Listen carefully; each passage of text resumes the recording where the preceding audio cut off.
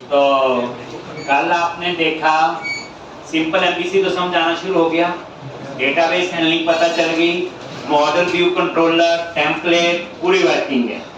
अब जो है आपको हम सिखाने जाएंगे वैलिडेशन। कोई भी प्रोजेक्ट बनाओ, वैलिडेशंस का कंसेप्ट क्लियर होना जरूरी है। तो मैंने कल बोला था एक क्लाइंट साइड वैलिडेशन होती और एक सर्वर साइड। अब सिंपल कंसेप्ट समझो, क्लाइंट साइड पे पेज ओपन है, एक कुछ वैलिडेशन क्लाइंट साइड पे ही चेक हो जानी चाहिए तभी पेज सर्वर पे जाए। जैसे कंपल्सरी कॉलम है, खाली नहीं छोड़ सकते, होता है ऐसे एक, तो उस केस में क्या होना चाहिए, क्लाइंट साइड पे ही वैलिडेशन चेक हो जाए। अगर ये चेक करना है कि खाली है कि नहीं, उसके लिए पेज सर्वर पे जाए फिर वापस आए तो परफॉर्मेंस स्लो हो। तो इसलिए कहने का मतलब मेरा यह है कि क्लाइंट साइड पे वैलिडेशंस वैसे ज्यादा यूज होती है। तो सबसे पहले जो मैंने कल तरीका बताया था वो क्लाइंट साइड वैलिडेशन का है। एक सर्वर पे पेज तभी जाएगा जब आपने वैलिड डेटा एंटर किया। कौन सा डेटा? वैलिड डेटा आपने एंटर किया तो ही सर्वर पे जाना चाहिए। एक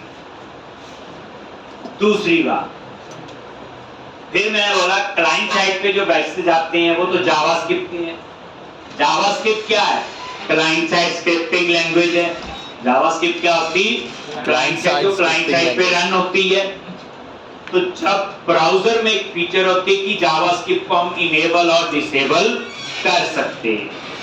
अगर किसी ने गलती से जानबूझ के जावास्क्रिप्ट डिसेबल कर दी तो जावास्क्रिप्ट तो काम करना बंद कर देगी। ठीक, तो फिर गलत डेटा कहां जाएगा? सर्वर पे। तो फिर आपको बताया मैंने कल कि सर्वर पे जाके भी हम डबल चेक कर रहे हैं model state dot is valid. तो अगर जावास्क्रिप्ट डिसेबल हो, हमारा मेन मोटिव है कि सर्वर पे गलत डेटा नहीं जाना चाहिए। ठीक, तो वो हमने चेक लगा। तो पहले वैलिडेशन क्लाइंट साइड पे चलेगी, क्लाइंट साइड पे जावास्क्रिप्ट डिसेबल्ड होगी, देन वो कहां पे जाएगा? सर्वर। तो अब यहां पे आज मैं आपको सर्वर साइड की वैलिडेशन का, पहले क्लाइंट साइड की वैलिडेशन होता कैसी होगी, जैसे आपको ये चेक करना है कि कंपल्सरी कॉलम में खाली नहीं छोड़ सकते, देन क्लाइंट साइड वैलिडेशन है। Password and confirm password must be same, client side validation है। Age between this and this, date of birth between this and this, ये सारी जब तक आपको सर्वर की नीड नहीं है। सर्वर की नीड कब हो? जैसे फॉर एग्जांपल आपको ये चेक करना है कि ईमेल का फॉर्मेट वैलिड होना चाहिए कि @ प्रॉपर लगा कि नहीं, जो ईमेल का फॉर्मेट होता है वो तो क्लाइंट साइड पे चेक होना चाहिए। लेकिन अगर ये चेक करना है कि ये ईमेल डाटाबेस में एग्जिस्ट तो नहीं करता, ईमेल डुप्लीकेट नहीं होना चाहिए, तो डाटाबेस में जाना पड़ेगा, सर्वर पे जाना पड़ेगा। तो वहां यूज होगी server side validation. New and confirm password must be same, client side. लेकिन ओल्ड पासवर्ड जब एंटर करते हैं, ओल्ड पासवर्ड वो होता है ना उस यूजर का, तो डाटाबेस में मैच करेंगे ओल्ड पासवर्ड ठीक डाला कि नहीं, देन न्यू एंड कंफर्म। तो ओल्ड पासवर्ड तो डाटाबेस में, तो उसकी वैलिडेशन वहां होगी। मतलब थोड़ा सा कहने का था कि 90% वैलिडेशन क्लाइंट साइड पे मैनेज होती है, 10% आपको सर्वर साइड। तो आज मैं आपको पहले सर्वर साइड पे वैलिडेशंस का कांसेप्ट बताऊंगा। क्लाइंट साइड की वजह देख लिया, जावास्क्रिप्ट डिसेबल करके लॉन्च, और ये देखो क्लोज करो सारा पहले एक बार, और ये अब मैं इसको एक बार रन करके बताता हूं आपको। इससे नेक्स्ट एप्लीकेशन बनाएंगे बच्चा, उसमें हम लोग मल्टीपल टेबल यूज करें। और कोई भी प्रोजेक्ट बनाओ सिंगल टेबल थोड़ी होता, स्टूडेंट का बना लिया एम्प्लॉय, स्टूडेंट्स पे क्लिक किया,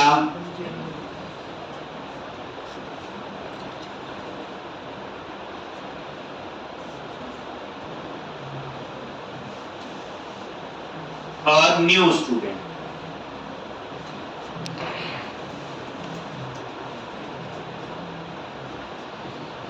और ये आपका देखो आ गया। ये क्लाइंट साइड पे वैलिडेशन चेक कर चल रही है, नहीं जाने दिया सर्वर पे पेज पे, और अच्छी बात है, परफॉर्मेंस बेहतर होगी। अगर ये पेज सर्वर पे जाएगा फिर वापस आएगा, वो गलत बात है। बट मान लो जावास्क्रिप्ट डिसेबल्ड है, तो राइट क्लिक किया, इंस्पेक्ट, याद आ गया होगा, और यहां पे ये प्रॉपर्टीज पे गए और यहां पे डिसेबल जावास्क्रिप्ट। जो चीज बच्चे पढ़ते हो ना, ये नहीं कि पढ़ी है, उसका प्रैक्टिकल भी होना चाहिए, तभी चीज समझ आती है। नहीं तो गूगल की लाइन ही पता होती है, डिसेबल होगी तो ऐसे हम डिसेबल करके देख रहे हैं, और ये जो डिसेबल करेगा इसी ब्राउजर के इंस्टांस दोबारा रन करोगे तो जावास्क्रिप्ट इनेबल रहेगी, डिसेबल। और ये देखो रिफ्रेश किया, अब जावास्क्रिप्ट डिसेबल है, तो जैसे सेव पे क्लिक किया वापस आ गया। कहां जाके आया होगा? सर्वर पे। ठीक, कल मैंने ब्रेक पॉइंट लगा के भी आपको टेस्ट करवाया। अब मेरी नेक्स्ट वैलिडेशन क्या है? देखो मेरे को ये वैलिडेशन लगानी है कि ईमेल डुप्लीकेट नहीं होना चाहिए। हम यहां ब्रेक पॉइंट भी लगा के रख लेंगे। ये कोड बच्चे सारा दोबारा से लिखना पड़े, ये वाला क्रिएट, क्योंकि अब और चेंज होगा। अब आपको चेक लगाना है कि ईमेल डुप्लीकेट नहीं होना चाहिए। अगर डुप्लीकेट है तो मुझे मैसेज आ जाए ईमेल इन यूज। कौन बताएगा कि जावास्क्रिप्ट के मैसेज कहां से आ रहे हैं? आपको बताया था कल, go to view, grade pay आ गई, और लास्ट में ये बंडल ऐड हुआ। और सेक्शन स्क्रिप्ट्स का क्या मीनिंग है? ये बंडल स्क्रिप्ट्स वाले रेंडर सेक्शन पे होगा। रेंडर सेक्शन एक ब्लॉक है जो लेआउट में इन्होंने दिया हुआ, और उसका नाम है स्क्रिप्ट्स। तो इसका मतलब है वो बिल्कुल लास्ट में। तो ये जो वैलिडेशन वाली जावास्क्रिप्ट है कहां लोड होगी? बिल्कुल पेज के लास्ट में। हम ये चाहते हैं कि डॉम पहले लोड हो। ये जो HTML होती है डॉम है, डॉक्यूमेंट ऑब्जेक्ट मॉडल, और जावास्क्रिप्ट बाद में हो। रूल तो यही कहता है। अब आप वैलिडेशन लगा रहे हो, टेक्स्ट बॉक्स लगा नहीं, पहले जावास्क्रिप्ट लोड हो तो कोई फायदा है उसका? आप ही बताओ। इसलिए JS को हमेशा नीचे और CSS को हम लोग ऊपर, लेकिन हम जहां मर्जी रख देते हैं ऊपर नीचे, चलता है वो। लेकिन हम बात कर रहे हैं गाइडलाइंस होती हैं कि ऐसे ही करना है, ऐसे ही चीज करनी है यूज। तो इसलिए कह रहा हूं, तो अब आप क्या करो, इसी पे आ जाओ क्रिएट पे। अगर ये डेटा वैलिड है यहां पे, ठीक, और यहां पे डुप्लीकेट ईमेल की आपने वैलिडेशन लगानी है। अब ये सर्वर पे होगी, मुझे ये नहीं चेक करना ईमेल का फॉर्मेट वैलिड है कि नहीं, मुझे अब चेक करना है ईमेल डुप्लीकेट नहीं होना चाहिए। आप बोलो प्राइमरी की बना दो।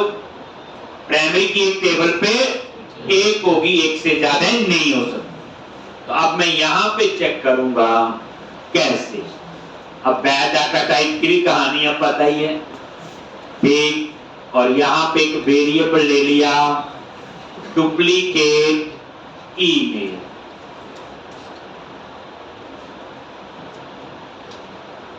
ठीक, और यहां पे क्या लिखोगे? Context dot students.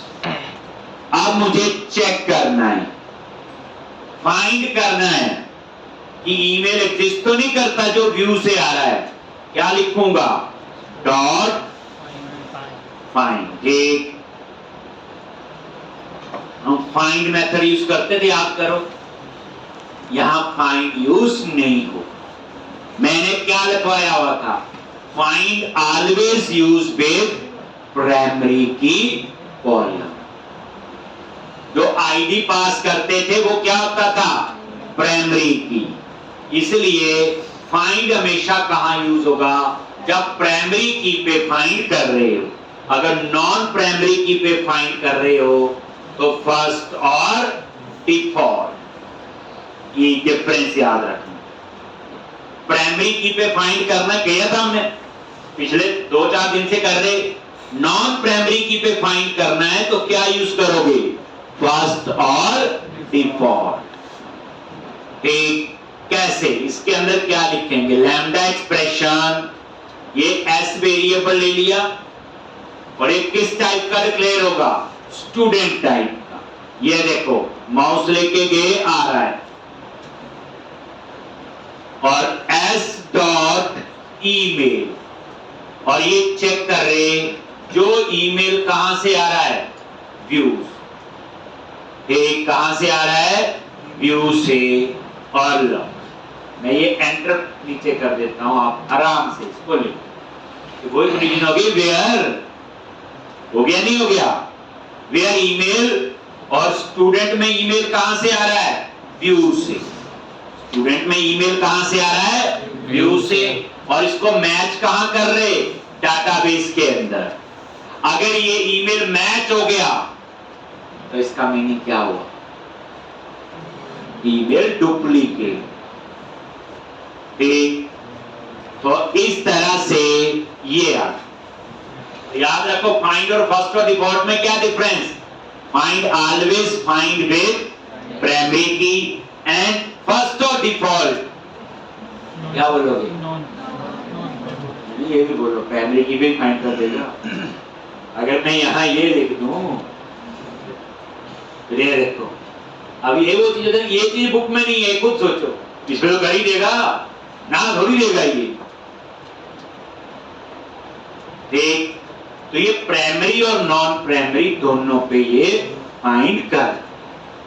ठीक, तो फर्स्ट और डिफॉल्ट हम ज्यादा यूज करते हैं, कहने का मतलब मेरा ये। अभी और भी डिफरेंस आएंगे, तो आएगा तभी लिखवाऊंगा। अभी याद रख लो, फर्स्ट और डिफॉल्ट का मतलब भी फाइंड ही है, एक रिकॉर्ड ही देंगे, और फाइंड का तो एक ही है।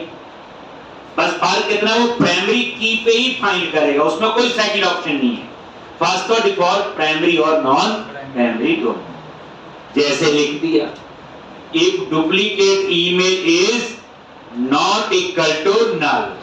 अगर ये नल नहीं है तो इसका मीनिंग क्या हुआ? बोलो, ये ईमेल डुप्लीकेट है।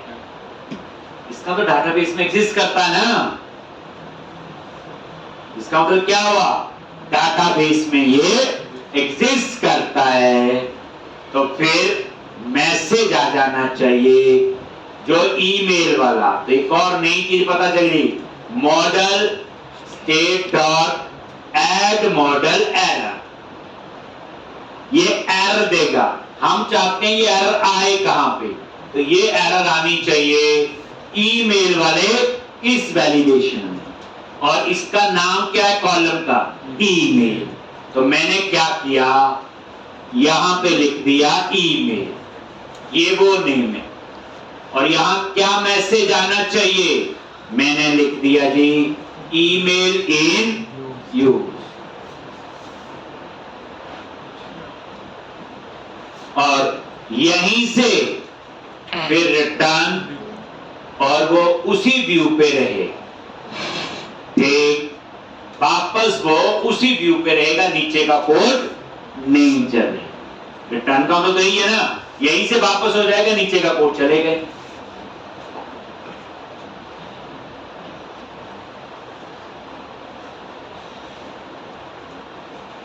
कोड प्रैक्टिस करनी, समझना।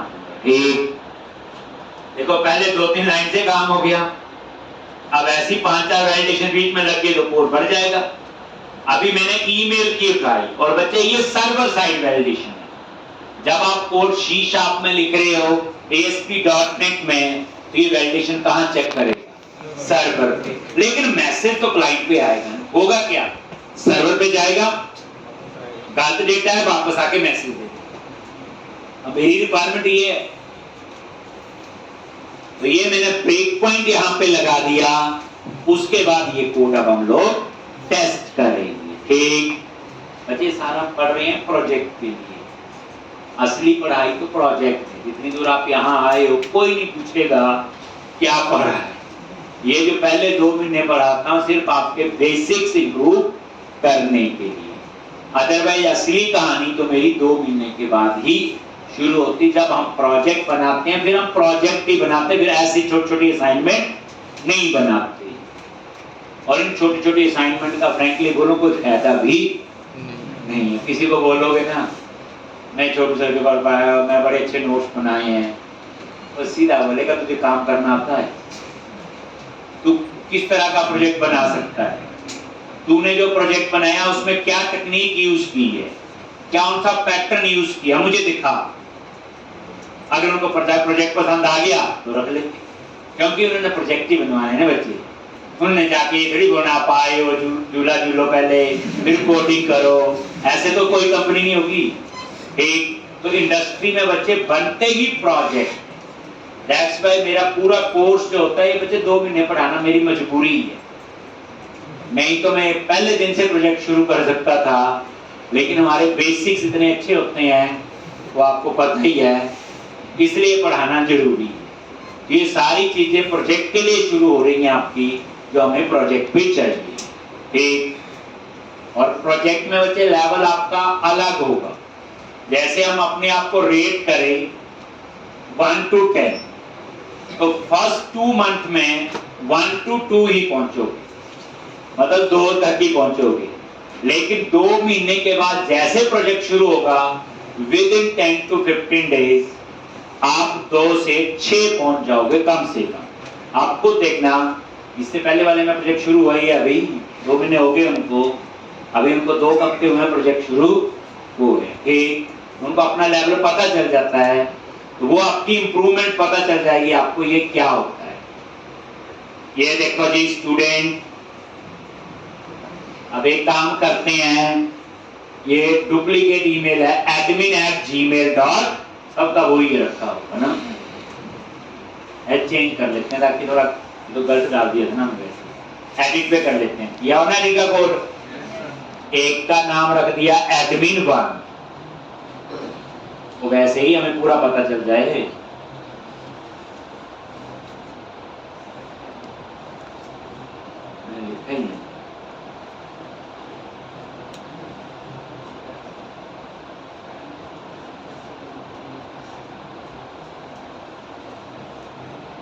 हम कर रहे थे एडिट ना, क्लिक किया, मान लो ये एडिट किया, एडमिन को अपडेट पे क्लिक करो, हो गया ना ये, इसको भी एडिट कर लो और इसको कर दिया admin1 अपडेट, अब सारे अलग अलग हैं। ठीक, तो अब मैं एक नया स्टूडेंट ऐड कर रहा हूं।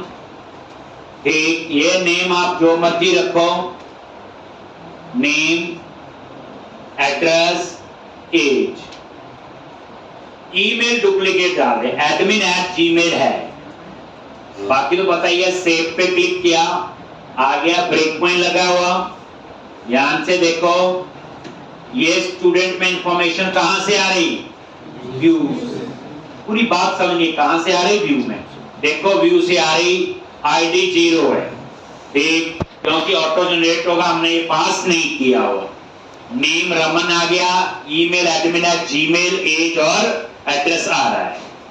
अब यहां पे आ जाओ, F10 नल है नहीं जी, डाटा वैलिड है यस, देखो आ गया यहां पे। अब इसने फाइंड किया, तो देखो student.email में क्या है, admin@gmail.com, और ये ईमेल ऑलरेडी किसी का पहले से है, किसी और स्टूडेंट का। तो F10 देखो, अभी ये नल नहीं होगा, ये देखो ये उस स्टूडेंट की इंफॉर्मेशन आ गई। फर्स्ट ऑफ डिफॉल्ट ने क्या किया, फाइंड किया, जिसका ईमेल admin@gmail है, तो स्टूडेंट का आईडी 2 है, उसका नेम रमन है और वो एड्रेस और एज आगे जो था, तो फाइंड हो गया, मतलब ये ईमेल मिल गया उसको, तो ये नॉट इक्वल टू नल हुआ लॉट, इसके अंदर गया और model state dot add model error, वहां मैसेज आ जाएगा और यहीं से वो बाहर हो। एक चीज देखो, एल्स और ब्रैकेट्स थोड़ा सोच के लगानी है, ये लो और इसे कंटिन्यू। वो देखो लास्ट में मैसेज आ गया, ईमेल इन यू, ये लिखा आ रहा है ईमेल इन यू। याद रखना, अगर मैं एक काम करूं, यहां पे ईमेल की जगह एज लिख दूं तो क्या होगा, बोलो?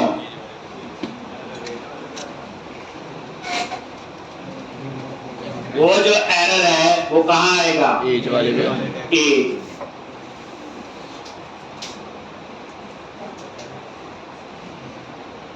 वो कहां पे आएगा, एज। ठीक, समझ आ गया ना, मैसेज एज वाले में आ जाएगा, इसलिए हमें तो मैसेज कहां चाहिए, ये देखो दोबारा से, यही तो समझना होता है, समझाया कि नहीं, बस ये। अब स्टूडेंट्स पे क्लिक किया, न्यू स्टूडेंट, और यहां पे कुछ भी नेम लिख लो, ईमेल एग्जिस्ट करता है, ये देखो आ गया, यहाँ पे चेक तो हमने कर ही लिया था। अभी देखो ये आपका मैसेज कहाँ आएगा, कंटिन्यू करो, ये देखो ईमेल इन यू। तो याद रखना ये की जो है किस में मैसेज आना चाहिए, तो इसलिए यहाँ पे क्या आएगा, हो गया जी। तो ये कोड पूरा आपने लिख लिया, एक बार इसका रह गया हो तो एक बार लिख सकते हैं। अब इसमें क्या हुआ, क्लाइंट साइड जावास्क्रिप्ट डिसेबल्ड होगी, सर्वर पे हम चेक कर रहे हैं, सर्वर साइड वैलिडेशन की जरूरत है, हमने कर लिया है, सर्वर साइड ही लगाई है। ये सर्वर साइड को तो कुछ भी नहीं करना होता, नॉर्मल शीशा पाती एक लगाई हो, कुछ स्पेशल तो है नहीं इसके लिए। ठीक, सिर्फ मैसेज दिखाने का काम कौन कर रहा है, जो बंडल है, उस बंडल में क्या ऐड है, जावास्क्रिप्ट। अभी हमने अपनी नहीं लिखी है, अपनी लिखेंगे तब वो पता होगा, अभी तो बंडल से उठा रहा है जो हमें मैसेज आ रही। तो अब अगर नेक्स्ट काम क्या आपका, बोलो अपडेट। अपडेट पे भी लगानी पड़ेगी वैलिडेशन कि ईमेल डुप्लीकेट नहीं होना चाहिए। कर लोगे आप लोग सच में? चलो अभी मैं अपडेट पे ब्रेक पॉइंट लगा रहा हूं, मुझे बताना है आप अगर सच में ये लॉजिक समझ आया है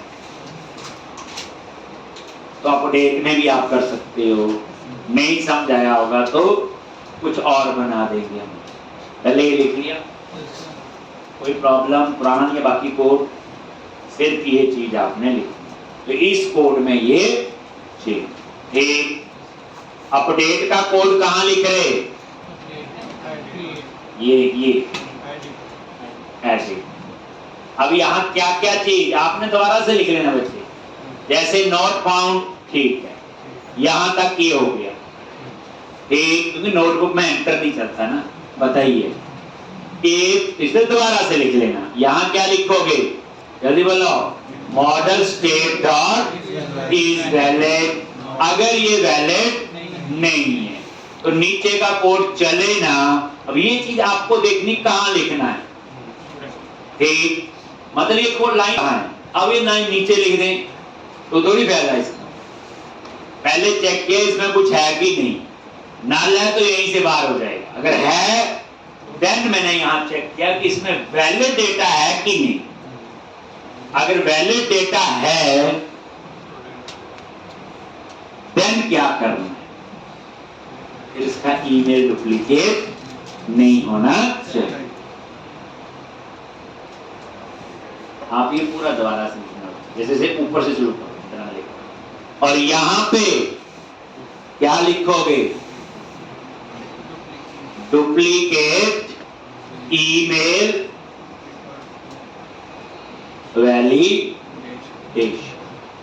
ठीक, अब यहां पे हम वो लिखते हैं, क्या लिखे हैं? डुप्लीकेट की लिखे, अभी तो लिखा लॉजिक वेरिएबल ले लेंगे।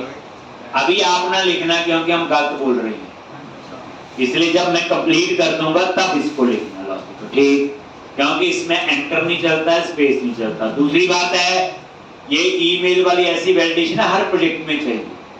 आप प्रोजेक्ट तो जोड़ो, हर लैंग्वेज में चाहिए। अगर कोई जावा में काम कर रहा है, उसको बोलोगे भाई लगा चेक यहाँ पे डुप्लीकेट ईमेल का, अपडेट में भी लगा और सेव में भी। अब जिसको नहीं आता तो एक लैंग्वेज में भी नहीं आता है, आता है तो सब में आता है। तो अब यहां पे क्या करोगे? बोलो वेर डुप्लीकेट ईमेल। इसे लिखना नहीं, मैं काफी कुछ चेंज होगा यहाँ, नीचे वाला तो ठीक है। यहाँ डुप्लीकेट ईमेल कैसे किया था? फाइन स्टूडेंट्स डॉट फर्स्ट और डिफॉल्ट, और वही lambda expression S dot email, और यहां पे student dot email.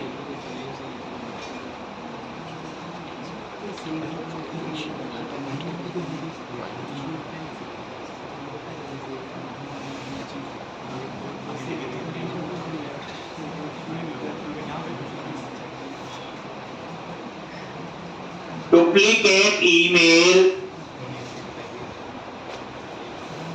Context dot students dot first और डिफॉल्ट। ठीक,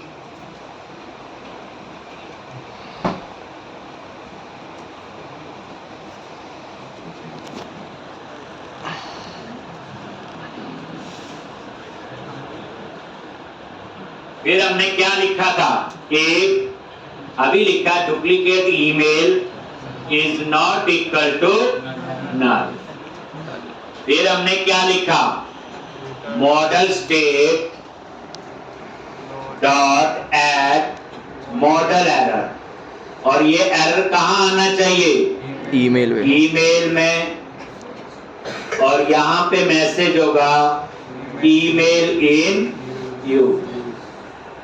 ठीक, और यहीं से रिटर्न लेके रिटर्न करके जाएगा कहां पे? उसी व्यू पे, ताकि हमें मैसेज तो आ जाए, ईमेल डुप्लीकेट पता तो चले। क्या इतने से हो जाएगा काम? पहले बताओ।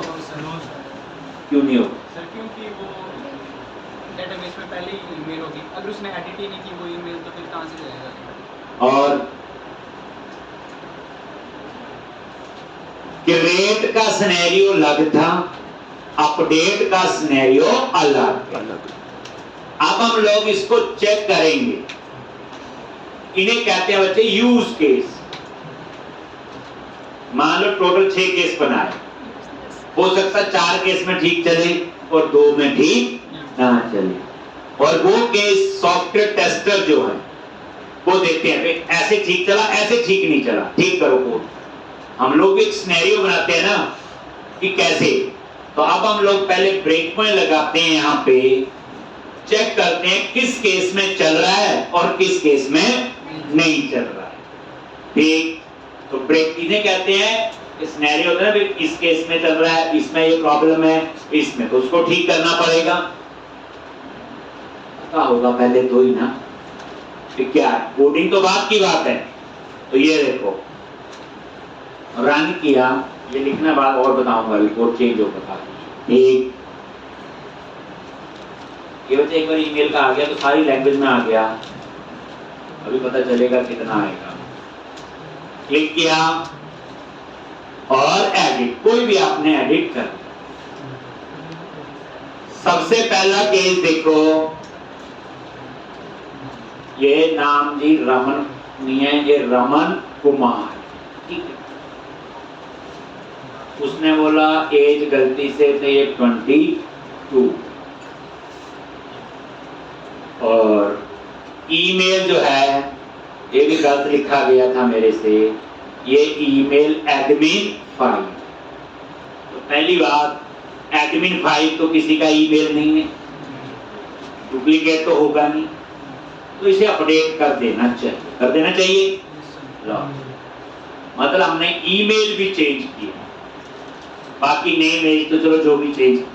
अपडेट पे क्लिक करो, आगे यहाँ पे F10 नल तो नहीं है, वैलिड है यस। अब आगे, और अब डुप्लीकेट ईमेल में क्या है इस बार? नल, क्योंकि ये admin5@gmail.com किसी का भी ईमेल नहीं है डेटाबेस में अभी, तो ये सेव अपडेट होना चाहिए। तो नीचे गया, फाइंड किया, और ये सारा कोड बिल्कुल परफेक्ट काम कर रहा है।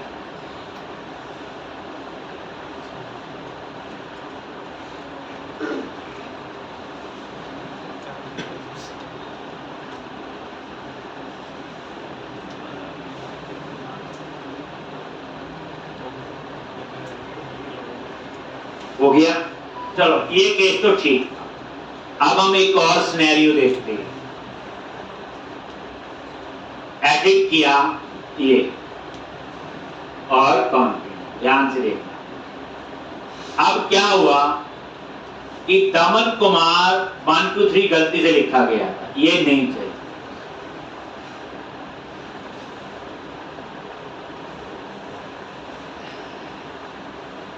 और अपडेट के क्लिक में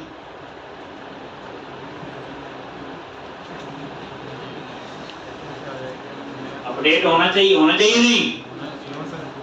एज पर रूल तो होना चाहिए। लो, जैसे मैंने अपडेट पे सिर्फ नाम चेंज हुआ है, लो आगे यहाँ पे, और ये नजर मारो स्टूडेंट के व्यू में क्या है। ID 4 आ गया, एडमिन, सॉरी यहाँ पे क्या था, दमन कुमार के आगे 1 2 3 था, हट गया, और इसका ईमेल admin1@gmail.com है। अब देखो F10 वैलिड है यस। अब ये वाला ईमेल तो ऑलरेडी डेटाबेस में है और ये नल नहीं है, और इसने मैसेज दे दिया ईमेल इन यूज, और ये इसको क्या कर रहा है, अपडेट उसने करने नहीं दिया। मैसेज आ गया ईमेल इन यूज।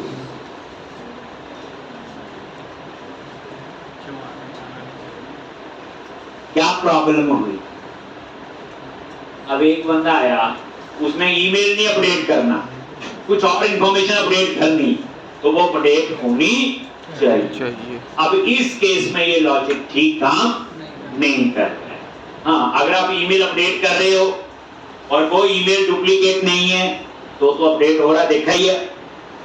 पर हर समय बंदा ईमेल थोड़ी अपडेट करेगा, बाकी चीज अपडेट की, ईमेल तो वही है, ठीक है। तो अब ये इस केस में ये लॉजिक मेरा फेल। कैसे इसको ठीक करो? वापस यहां पे आओगे, यहीं पे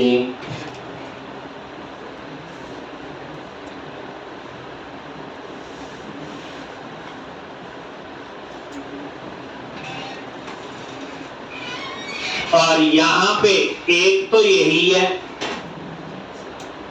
मैं क्या करूंगा, एक छोटा सा कंसेप्ट बनाएंगे। ये जो हम फाइंड किस पे कर रहे, ईमेल पे, और एक हम फाइंड करेंगे आईडी पे।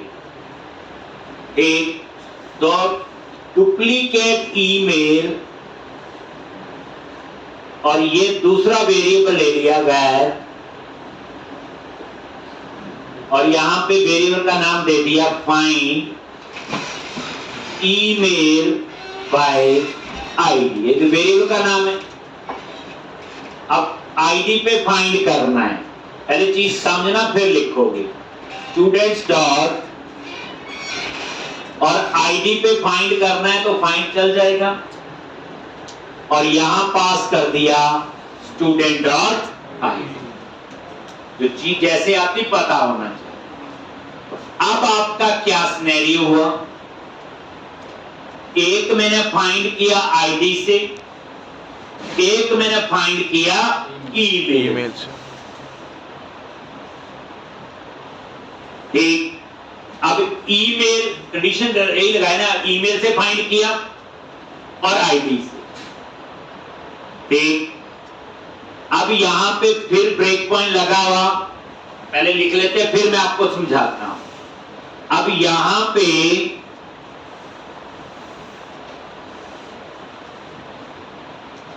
अब इस केस में डुप्लीकेट ईमेल में कुछ तो डाटा होगा ही, इफ के अंदर तो ये आएगा ही, आएगा नहीं आएगा, आएगा ही। और यहां पे मैंने एक चेक लगाया,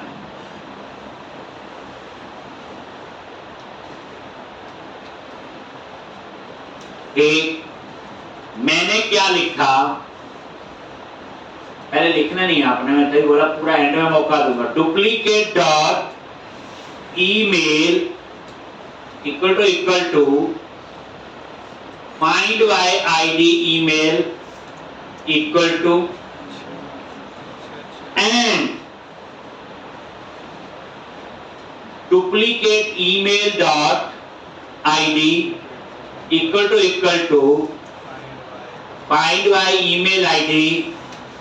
ये जो लॉजिक लिख रहा हूं ना बच्चे, ये मुझे भी पहली बार नहीं आया था एकदम से। ये ना सोचना कि ये बड़ा वो है, जब 2-4 बार एक्सपेरिमेंट करते हैं तो हमें पता चलेगा ऐसे। हो सकता है आप इस लॉजिक को और तरीके से भी लिख सकते हैं, तो मतलब कहने का ये लॉजिक है। ठीक, और यहां पे एक मिनट, और यहां पे इस पूरे को एक ब्रैकेट में डाल दूं, मीनिंग बताता हूं। ब्रैकेट यहां शुरू की और यहां पे लो, तो इस पूरे को और इसके आगे लगा दिया नॉट, और इसके अंदर ये लाइन मैंने कट करके क्या कर दी, मैं पूरा ब्रेक में लगा के बताता हूं, ये समझाता हूं। ये पूरी लाइन रीड नहीं हो रही तो एंटर प्रेस कर दिया करो। अब यहां पे मैंने ईमेल मैच किया और आईडी दोनों लिखे ना, email is equal to email और आईडी इज इक्वल टू, यानी उस ईमेल पे जो आईडी है और उस आईडी पे जो ईमेल है वो सेम है। इसका मतलब क्या होगा कि बंदा ईमेल को अपडेट नहीं कर रहा है, तभी सेम होगा। आप जिस रिकॉर्ड को एडिट कर रहे हो उसका आईडी और ईमेल दोनों सेम है, उस आईडी पे ईमेल और ईमेल पे आईडी, तो फिर उस केस में वो अपडेट हो जाना चाहिए। लेकिन मैंने आगे लगा दिया नॉट, ये एंड है ना बच्चे, पता ना एंड का मतलब क्या होता है, दोनों कंडीशन ट्रू होनी चाहिए। लेकिन अगर वो फॉल्स है तो फिर ये मैसेज आना चाहिए। एक बार दोबारा देखो, पहले फिर लिखेंगे, मैं समझाता हूं। अब जैसे लॉजिक है बच्चे, जावा में इफ ऐसे लिखा जाता, पाइथन में भी ऐसे लिखा जाएगा। अब ये वैलिडेशन आपको वहां लगानी होगी तो इफ तो ऐसे काम करेगा ना, सिर्फ model state add model add कुछ और होगा। कैसे वैलिडेशन मैसेज आएगा, ये देखो, एडिट पे क्लिक किया ध्यान से, इसका है admin5@gmail,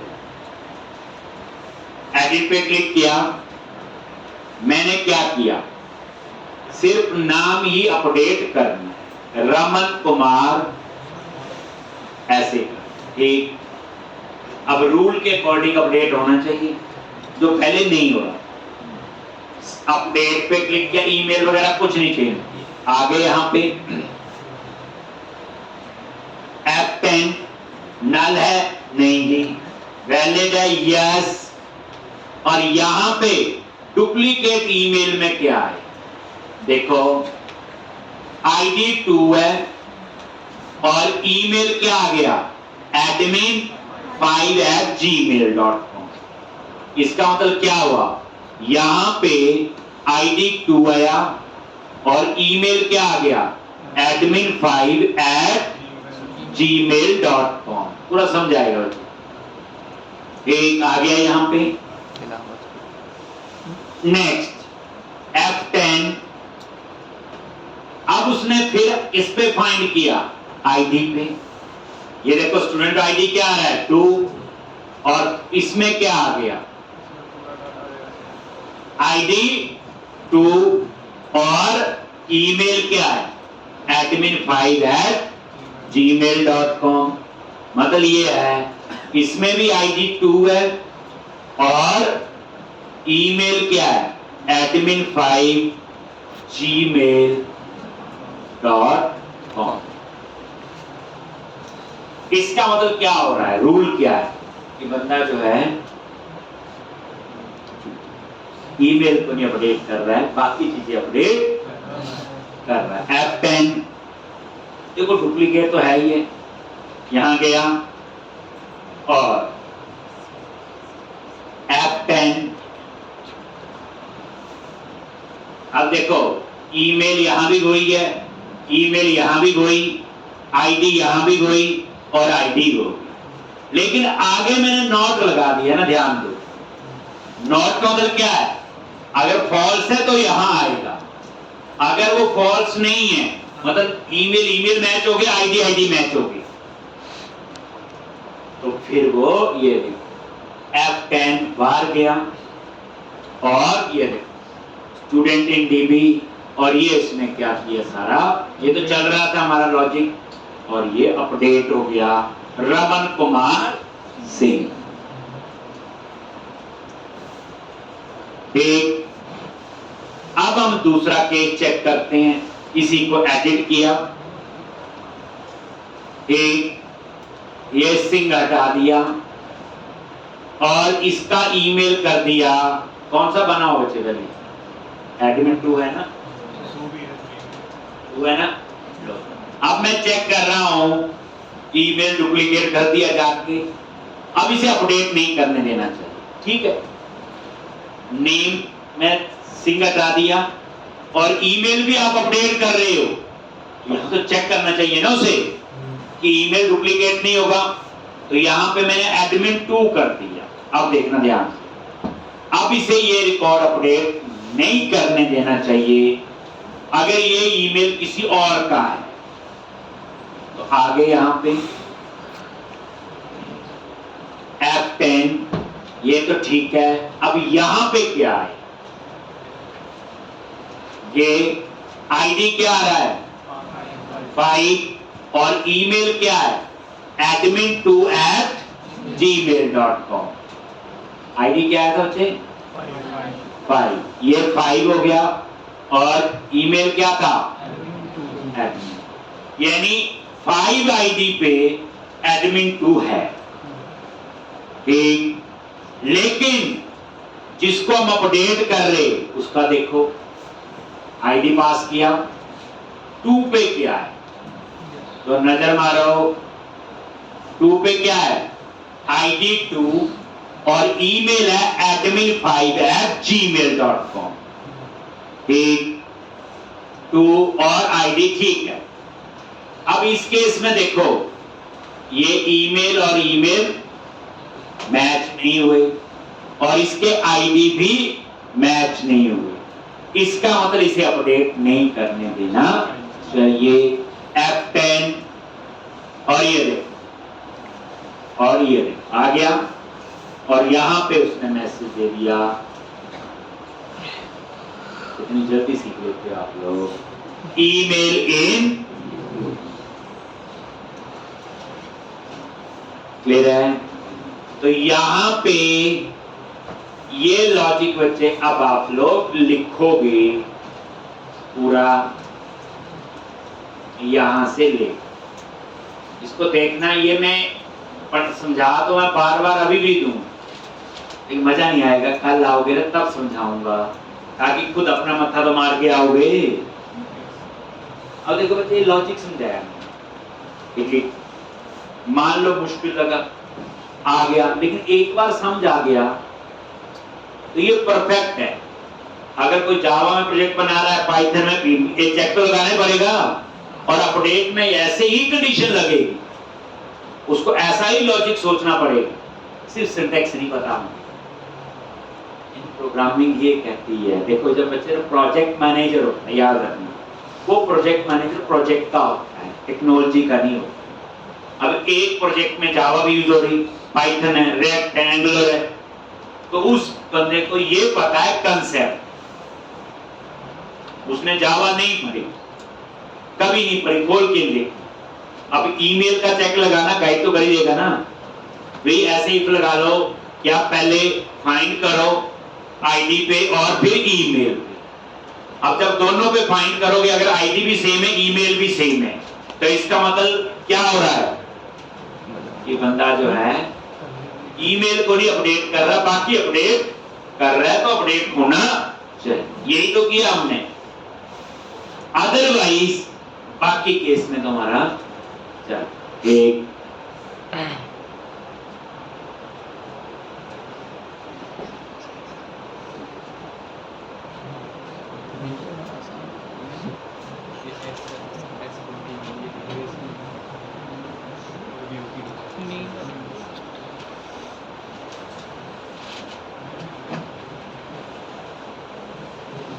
मजा आ रहा है, मजा आ रहा है।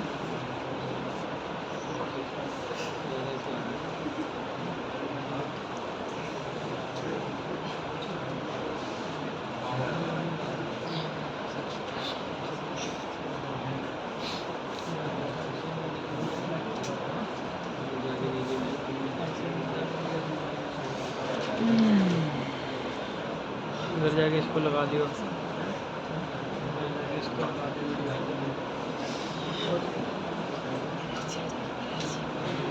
ये पूरा बच्चे समझना एक बार, मैं कल एक बार दोबारा इसको समझाऊंगा। अब उसके बाद पहले हम आसान सा डिटेल का कर लेते हैं और डिलीट, फिर मैं बताऊंगा कस्टम वैलिडेशन। मान लो एज पे वैलिडेशन लगानी है, age must be greater than equal to 18। अब ये रेंज से पॉसिबल नहीं है, रेंज में तो मिनिमम वैल्यू देनी पड़ती और मैक्सिमम, वो किससे पॉसिबल होगा? Custom validation. तो समझ आ गया, क्लाइंट साइड, सर्वर साइड, और कोई नई बनी है तो हमें बनानी है अपनी, that is custom validation. Client side पे मैसेज आने चाहिए, क्लाइंट साइड पे जावास्क्रिप्ट डिसेबल्ड है तो model state dot is valid. ये पूरी कहानी आपने याद रखनी।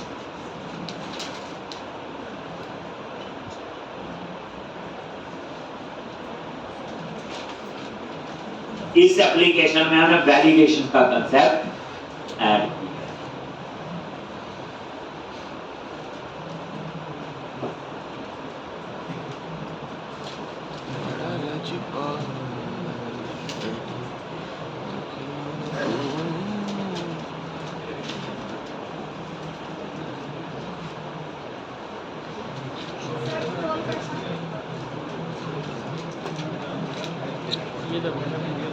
कौन छोटी नीचे तो सेम है बच्चे, आपका लिखा हुआ कोड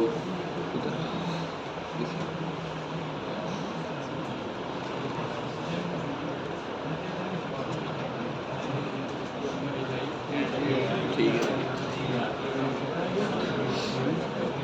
नीचे हो गया मैंने से।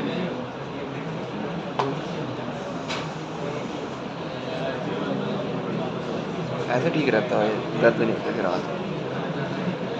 ये भी पकड़ियो, रहने भाई, एक ही बात है।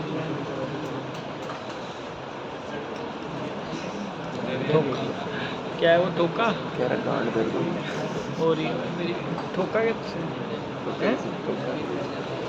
पत्तों वाली गेम में क्या था, ठोका की क्या ठुल्ला ठुल्ला।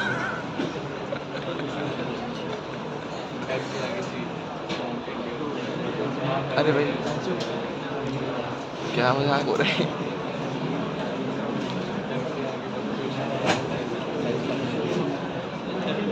इसके लिए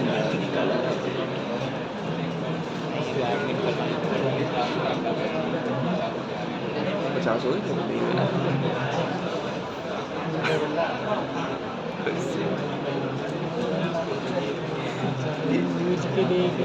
लड़कियों के बीच में एक लड़ू शक्ल आ रही है।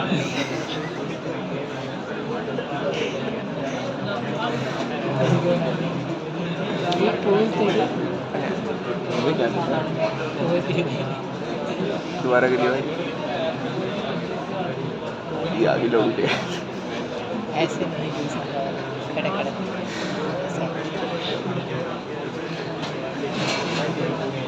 क्या कह रहा था जब वो कैमरा घुमा रहा ना तेरी शक्ल आ रही तेरी लोग शक्ल आ रही थी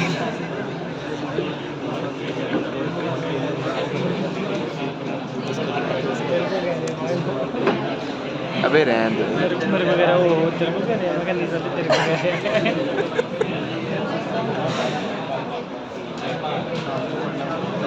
निकले आइए चलो चलो। अब हम लोग डिटेल्स का बनाएंगे ड्रीम थोड़ा आसान सा कर लेते हैं तो अब उसको कंप्लीट करेंगे तो डिटेल के लिए क्या करना है ये तो पुराना ही दर्ज है जो थोड़ा बहुत इफ लगाया वो ध्यान रखना ठीक यानी कि जो लॉजिक कंसेप्ट याद रखना लैंग्वेज के अलग नहीं अगर एक में नहीं आते तो किसी में भी नहीं आते एक में आते हैं तो सब में आते कई लोग ऐसे ना कई बच्चे ऐसे देखते हैं आसान वाली लैंग्वेज कौन सी है पाइथन एक तो सेम ही होता है लैंग्वेज में एक और वाइल का तो पूरा खेल है इतने दिन पढ़ते होंगे वही लिखे वेरिएबल क्लियर किए एक और वाइल देखना इतना बड़ा प्रोजेक्ट भी बना लेंगे तो यही लैंग्वेज प्रोग्रामिंग है बट इसमें आप ऐसे डिसाइड करो कि आसान ये टफ ऐसी कोई चीज नहीं तो अब आप लोग क्लोज कर दिया सारा अब हम क्या करेंगे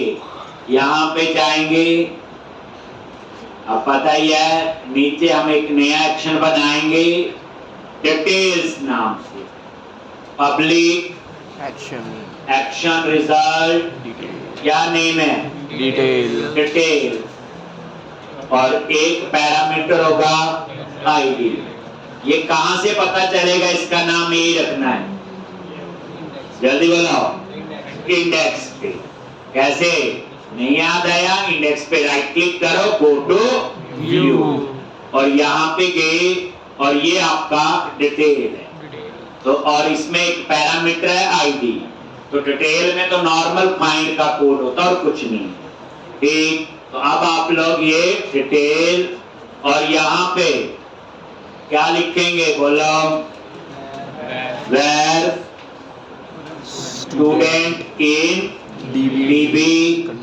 और यहाँ पे context dot student dot find और आईडी और एक स्टूडेंट इन डीबी अगर ये नल है then return HTTP not found अब यहाँ नहीं वैलिडेशन की जरूरत ये तो डिस्प्ले करना डाटा इसलिए यहाँ ना लिखना इज वैलिड या कुछ कहाँ लिखना है सेव में अपडेट में कल को डिलीट में हो सकता है अगर वहां ऐसी रिक्वायरमेंट हो जहां डेटा हम खुद एंटर करें डिलीट में वैसे एंटर तो नहीं करते हम कुछ भी इसलिए वहां भी जरूरत नहीं जहां डाटा एंटर करें सर्वर पे भेजे तो वैलिडेशन चाहिए अब यहाँ लिखने वाले ना mode state dot is valid अब यहाँ पे क्या करोगे return view student in dB अब आप स्टूडेंट इन डीबी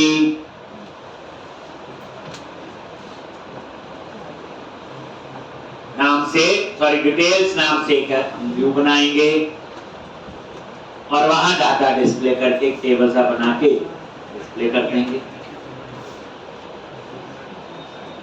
यार रिवीजन देखो कंट्रोलर का कोड 2 बार तो मैंने लिख दिया व्यू का कोड हम लिख रहे हैं नेक्स्ट एप्लीकेशन जो होगी उसमें मल्टीपल टेबल होंगे major chain drop down list use होंगे उसमें एक जैसे आप कंट्री स्टेट सिटी के लिए आप लोग देखते हैं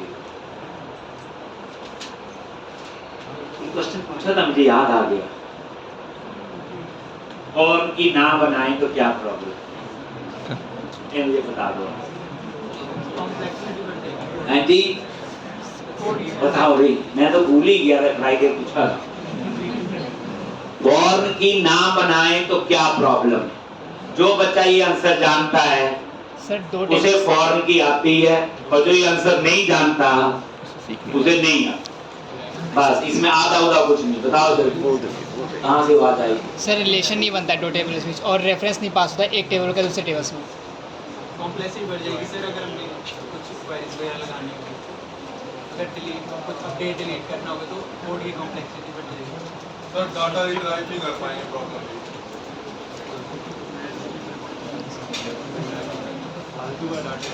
और बोलो। बताइए क्या प्रॉब्लम? जैसे ये बच्चे आंसर दे रहे हैं ना, इनका कहीं का पढ़ा हुआ आंसर दे रहे हैं, गुस्सा ना मारना, इनको उसका असली पता ही नहीं है। बात तो वो है कि हमें फॉर्म की का हम क्या पढ़ते हैं, फॉर्म की क्या दिए दो टेबल में रिलेशन बनाने का, रिलेशन का मीनिंग तो समझा दो एक बार। इसका क्या है? एक दूसरे टेबल का डाटा एक्सेस करने। अब मैंने पूछा ना बनाए तो क्या प्रॉब्लम आएगी? तो फंस गए। तो जब भी बच्चे पढ़ते हैं मैं आपको दिखाऊंगा, मैं डाटाबेस ही पढ़ेंगे इस क्वेश्चन के बाद, तो आपको पता होगा कि फॉर्म की एक्सेल में कैसे वर्क करती है और फॉर्म की हम क्यों बनाते हैं। हम ना बनाएं तो क्या प्रॉब्लम? क्वेश्चन तो सिंपल से होते हैं आंसर। अब प्राइमरी की ना बनाएं तो क्या प्रॉब्लम है? कुछ आंसर दे सकते हो, बनाने के फायदे क्या है वो भी बता सकते हो। लिखवाया हुआ मैंने क्या इंडेक्सिंग होती, क्या उसके ऊपर सेम चीज फॉर्म की भी कुछ अच्छा होता होगा। लो अब आप क्या करो, इस पे राइट क्लिक करो, ऐड व्यू, डिटेल्स पे राइट क्लिक किया, add view, MVC file view add किया, डिटेल एम्प्टी ही यूज करना है। क्या यूज करना है? एम्प्टी। ऐड करो और अब हम लोग इसका व्यू बनाएंगे, डाटा उसके पास आ जाएगा। आप इसको रन कर लो साथ में। लो जी, स्टूडेंट्स पे क्लिक किया, डिटेल्स पे क्लिक किया, आगे यहाँ पे अब इसका व्यू आप बनाओगे। तो ये डिटेल्स सबसे ऊपर क्या लिखते हैं बोलो? Model name space model dot student. एक ही स्टूडेंट का डाटा आएगा, आई नंबर पर लगाने की जरूरत नहीं है। H2 क्या है? हेडिंग डिटेल्स स्टूडेंट डिटेल्स, और यहाँ पे class tax hyphen primary tax hyphen centre. अब ये आपने देखना है आउटपुट, रिफ्रेश करो, साथ ही पता चल जाए नीचे इसके आउटपुट आनी चाहिए। तो उसके लिए क्या बनाओगे बोलो? Table class table bordered table hyphen bordered table hyphen stripe table hyphen hovered, और यहाँ पे TH और यहाँ पे TR। हेडिंग दे दिया, TH स्टूडेंट का नेम, ये सब पता है। नेम के बाद क्या आएगा? एड्रेस के बाद एज, और एज के बाद ईमेल। बस ये आपके हेडिंग आ जाएंगे। नजर मारो, रिफ्रेश, आगे देखो, और इसके नीचे क्या आना चाहिए? डेटा। उसके लिए क्या करते हो? टी बॉडी लगवा चुका हूं पहले, सेम कोड।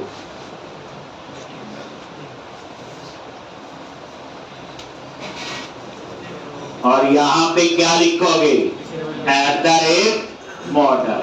मॉडल को एक्सेस करना है तो M कैप्स में, मॉडल ऐड करना है तो M स्मॉल। ठीक, तो मॉडल, ये मॉडल ऑटोमेटिकली किस टाइप का डिक्लेयर हुआ? स्टूडेंट, क्योंकि ऊपर यही पास किया हो। और एक व्यू में एक ही मॉडल ऐड हो सकता है, एक से ज्यादा नहीं हो सकता। काफी बार बोले हैं, फंसेंगे आगे। नेम, एड्रेस, एज और ईमेल।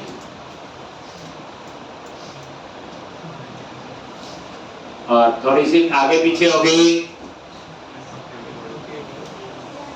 वो क्या हुआ बच्चे, यहाँ पे टीआर टैग नहीं लगा, की बॉडी में यहाँ लूप की जरूरत नहीं है, एक ही रिकॉर्ड डिस्प्ले होगा लॉक। और ये नजर मारो डिजाइन में, देखो आ गया डेटा। और उसके बाद लिख सकते हो ये कोड। अब नीचे आप बैक टू लिस्ट और एडिट का एक बटन लगा लो, बैक टू लिस्ट और एडिट हो गया। फिर आपका क्या बचा बोलो, डिलीट।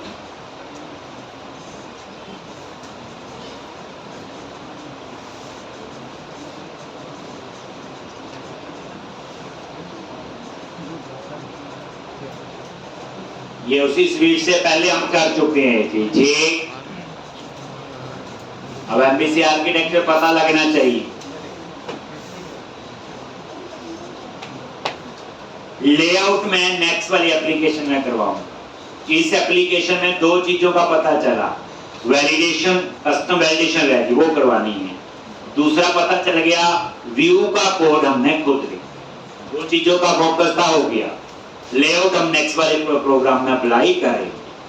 और उससे पहले मल्टीपल टेबल की कहानी पता होनी चाहिए। क्या होते हैं मास्टर टेबल, क्या होते हैं ट्रांजैक्शन टेबल, क्यों मल्टीपल टेबल बनाते हैं, पहले वो पता होना चाहिए। क्या होती फॉर्म की, ये सारी क्या होती रेफरेंशियल इंटीग्रिटी। जब तक इन टर्म्स का नहीं पता, इन प्रोजेक्ट में एक टेबल थोड़ी होगा। स्टूडेंट का टेबल आ गया जी, एम्प्लॉय का टेबल। प्रोजेक्ट में तो आपके हजारों टेबल बनते हैं। आगे यहाँ पे, और यहाँ क्या आएगा, HTML डॉट बोलो एक्शन लिंक, टेक्स्ट भी एडिट और एडिट। और यहाँ पे एक पैरामीटर पास करेंगे, क्या, आईडी। और कहां से आएगा, मॉडल डॉट आईडी। याद आ गया।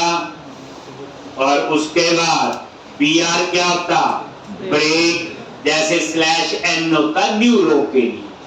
और दूसरा HTML हेल्पर यूज कर लो, एक्शन लिंक, किसके लिए, टेक्स्ट दे दिया मैंने बैक टू लिस्ट, और एक्शन दे दिया इंडेक्स।